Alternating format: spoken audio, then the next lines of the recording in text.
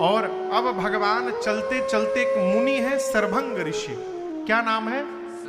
सरभंग। इनका नाम सरभंग क्यों पड़ा जानते हैं?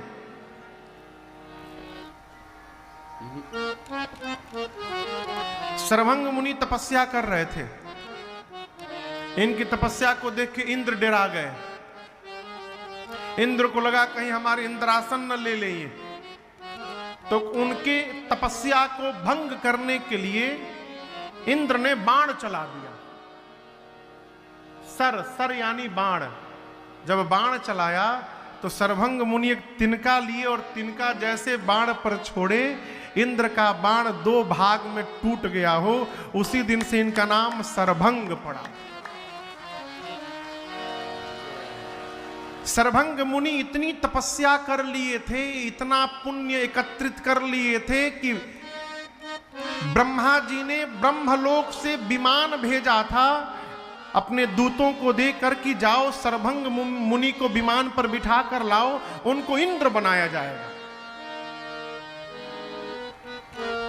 अच्छा आप बताइए, आप में से किसी के पास अभी अभी पिछले 1-2 महीना पूर्व 3-4 राज्यों में चुनाव हुआ।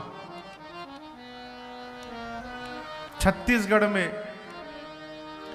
मध्य प्रदेश में और राजस्थान में जो माननीय मुख्यमंत्री जी वर्तमान में हैं, क्या वो कभी सोचे भी थे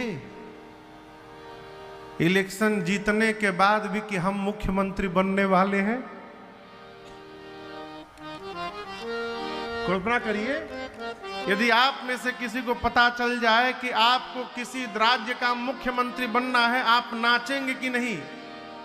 ईमानदारी से कहिए राकेश बाबू, नाचेंगे ना? सरभंग जी भी सुने कि हम इंद्र बनने वाले हैं तो नाचने लगे हैं। ब्रह्मा जी जहाज भेजे हैं, तुरंत जहाज पे चढ़ के बैठ गए जाने के लिए। अभी जहाज उड़ने ही वाला था, तब तक एक दूसरे मुनि आए। बोले सरभंग जी कहां चले? बोले ब्रह्मलोक से जहाज आया है, इंद्र बनने जा रहा हूं। उस मुनि ने कहा आप जा रहे हैं और वो आ रहे हैं। सरभंग मुनि पूछे कौन आ रहा है? मैंने सुना है राम जी चित्रकूट से चल दिए हैं और आपके कुटिया के सामने जो पगडंडी है, इसी पगडंडी से होके राम जी, लक्ष्मण जी, सीता जी गुजरने वाले हैं और आप बताइए जा रहे हैं। जैसे सरभंग जी सुने कि राम जी आ रहे हैं मेरे कुटिया के सामने, सरभंग जी जहाज से नीचे कूद पड़े और दूतों से कहे जहाज लेकर जाओ। दूतों ने कहा क्या कर रहे हैं, ऐसा अवसर बार बार नहीं मिलेगा, आप इंद्र बनने वाले हैं, जीवन भर के सत्कर्म का फल प्राप्त हो रहा है। सरभंग मुनि बोले इसी भ्रम में तो मैं भी था कि जीवन भर के सत्कर्म का फल इंद्रासन मिलने जा रहा है। मैं भ्रम में था, मेरे जीवन भर के सत्कर्म का फल इंद्रासन नहीं है। मेरे सत्कर्मों का फल देने के लिए राम जी स्वयं चल के मेरी कुटिया के सामने आ रहे हैं, मुझे नहीं जाना। विदा कर दिए हो।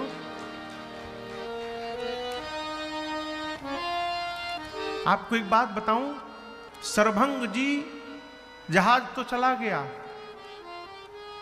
अरुण बाबू सरभंग जी कुटिया के भीतर नहीं गए, उसी सड़क पर बैठ गए। हम मुनि से पूछा किधर से आएंगे, बताया उधर से आएंगे।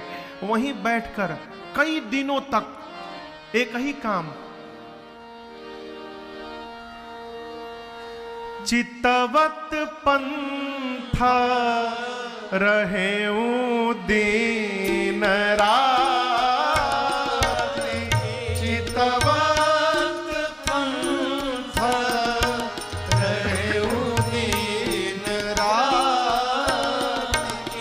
चितवत पंथ रहेऊ दीन राति, चितवत पंथ रहेऊ दीन राति।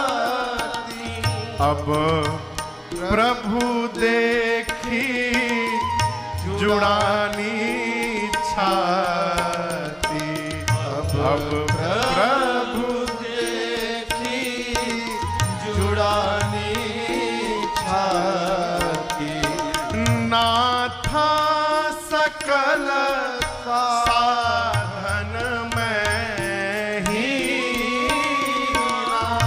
नाथ सकल साधन में हीना, नाथ सकल साधन में हीना, नाथ सकल साधन में हीना, किन्हीं कृपा जानी जान दीना, किन्हीं कृपा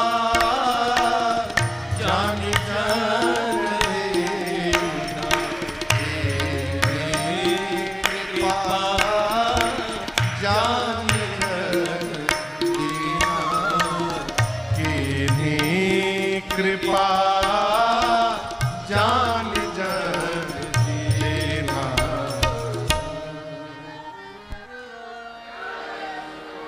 सरभंग जी वहीं बैठ गए और राम जी आए तो प्रणाम करके कहे, प्रभु जात रहे बिरंच के धामा, तब तक सुने श्रवण बन अहि रामा।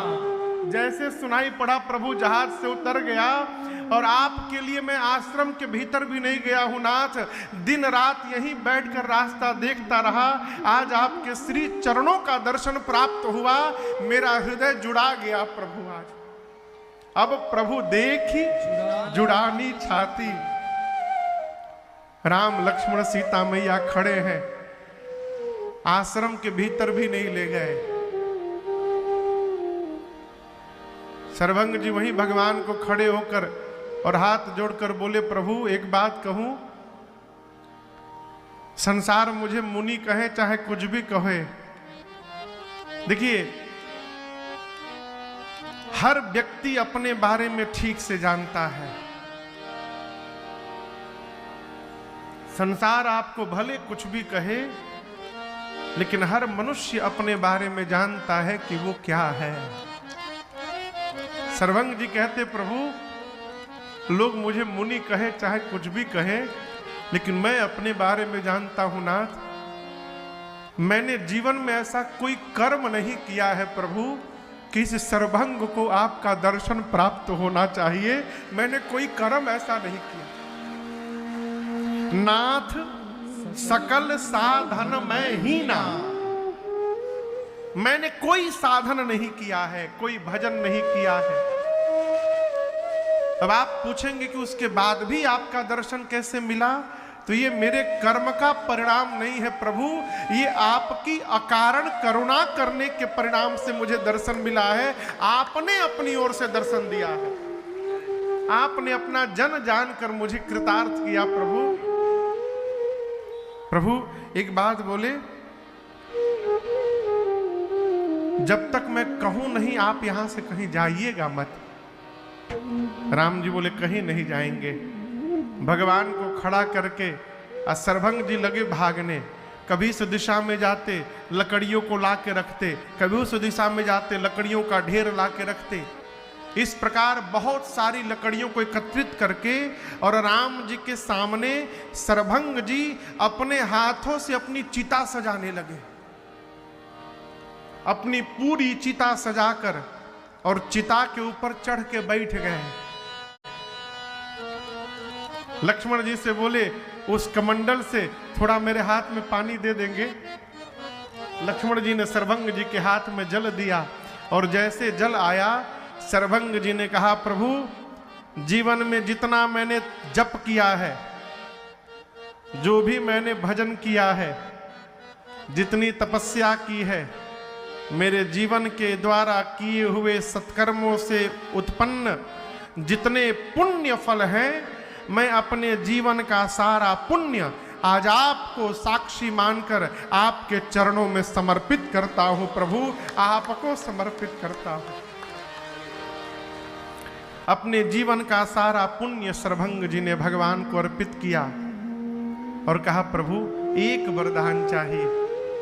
राम जी ने कहा मांगिए। सरभंग जी कहे प्रभु सीता अनुज समेत प्रभु नील जलद तन श्याम मम हिय बसहु निरंतर सगुण रूप श्री राम।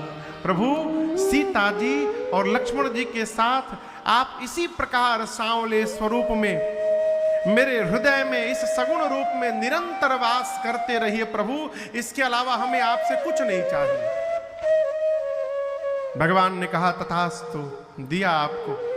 और जैसे भगवान से वरदान प्राप्त हुआ, सरभंग जी ने तुरंत अस कही जोग अग्नि तनु जारा, दाहिने पांव के अंगुष्ठ से शरीर में योगाग्नि को प्रज्वलित करा के और भगवान के सामने अपनी चिता में आग लगाकर अपने को जलाकर भस्म कर दिया सरभंग जी।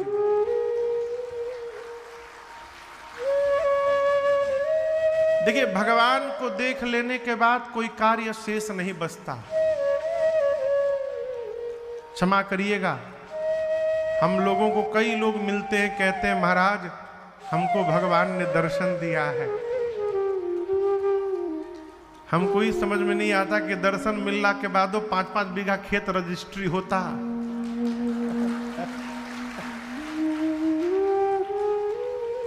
जिसको दिखाई पड़ जाएंगे माई बाप, वो जाने की तैयारी कर लेगा। देखिए पूर्ण को प्राप्त करने के बाद कोई अपूर्ण नहीं रह सकता।